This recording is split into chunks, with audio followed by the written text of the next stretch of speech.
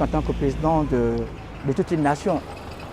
Par rapport à sa convalescence, a le droit de bel et bien se reposer pour recouvrir une stabilité.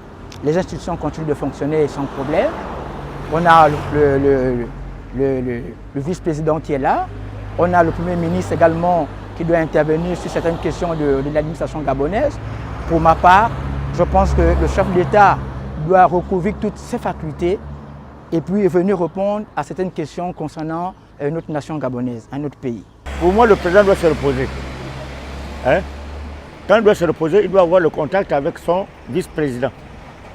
Et puis le vice-président doit transmettre à la population gabonaise. C'est tout ce que j'ai à dire.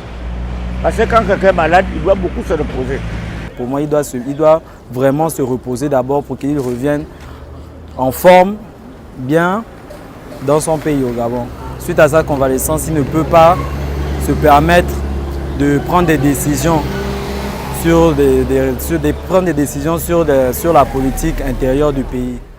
Le président étant en convalescence depuis pratiquement 2 mois, je pense qu'il devait être vraiment en repos pour ne pas se déplacer pour des cas présents. Je pense que le gouvernement est bien organisé, la procédure est bien organisée pour faire toutes ces choses-là. Depuis plus de 3 mois, le peuple gabonais n'a pas d'informations. Il doit s'exprimer.